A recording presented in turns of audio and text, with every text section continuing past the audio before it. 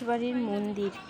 বন্ধুরা, তোমরা কেমন আছো? আশা করি তোমরা ভালো আছো এবং সুস্থ আছো। চলে এসেছি আজকে একটি নতুন ব্লগ নিয়ে। আর আমি ঠাকুর ঘরের থেকে শুরু করলাম ভিডিওটা। আর আজকে আমি যাচ্ছি পুজো দিতে।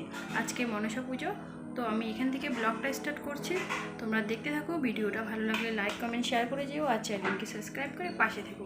আর আমি আর আমার বোন মিলে পুজো দিতে যাচ্ছি, তারপরে তোমাদের সঙ্গে দেখা হচ্ছে। টাটা। তো বন্ধুরা, আমি পায়ের মধ্যে আলতা পরে নিয়েছি, হাতের মধ্যে একটু পরেছি, কেমন হয়েছে বলো।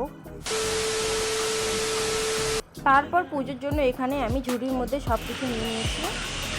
তো গাইস, আমরা যাচ্ছি এখন। তো বন্ধুরা, আমরা চলে আসলাম রাজবাড়িতে। আর আমরা 10টার মধ্যে চলে এসেছিলাম, তাই অত ভিড় হয়নি। পরে বিশাল ভিড় হয়েছিল। আর এখানে আমরা মনসা পুজো দিতে এসেছিলাম, 3-4 দিন আবার মেলাও হয়। তো আমরা এই পাশটাতে এসেছিলাম, এটা ছোট মন্দির। আর বড় মন্দিরের ওই পাশটা গেলাম না, ওই পাশটাতে মেলাটা হয় আর কি, দোকান বসেছিল, তো আমাদের যাওয়া হয়নি। আমি ছোট ছোট করে তোমাদেরকে ভিডিওটা শেয়ার করছি, তোমরা মনে কিছু নিও না। তো দেখো, এখানে আমি মন্দিরের সামনে চলে আসলাম, মা মনসার মন্দিরে। তারপর প্রণাম করে নিলাম। আর এখানে লাইন দাঁড়াতে হয় পুজো দেওয়ার জন্য, তো লাইন দাঁড়িয়ে আমরা মন্দিরের সামনেও চলে এলাম। তারপর পুজো দিতে ঢুকে পড়লাম। তারপর এখানে দেখো, মাকে খুব সুন্দরভাবে সাজিয়েছে। আর আমরা পুজো দেওয়ার জন্য বসে গেলাম। আর এখানে আমরা অঞ্জলিও দিয়ে দিলাম। আর এখানে মা মনসাকে আমরা দুধ কলা দিয়ে দিলাম, মিষ্টি সন্দেশও নিয়ে এসেছিলাম, দিয়ে দিলাম। তারপর পুজো দিয়ে বের হয়ে গেলাম।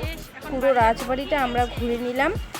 আর ওখানে শিব মন্দির ছিল, ওখানেও আমরা পুজো দিয়ে দিলাম। তো এখন সবাই মিলে আমরা ফটো টটো নিলাম, ছবি তুললাম। তারপর আমি একটা শর্ট ভিডিও বানিয়ে নিলাম। তোমরা অবশ্যই জানিও আমার এই ভিডিওটা কেমন লাগলো। তো বন্ধুরা, তোমরা অতি অবশ্যই এই মেলাতে এসো। বন্ধুরা, আমি বাড়ি চলে আসলাম। আমার এই ভিডিওটা তোমাদের কেমন লাগলো অবশ্যই জানিও। ভিডিও ভালো লাগলে লাইক কমেন্ট শেয়ার করে দিও, চ্যানেলকে সাবস্ক্রাইব করে পাশে থেকো। বাই।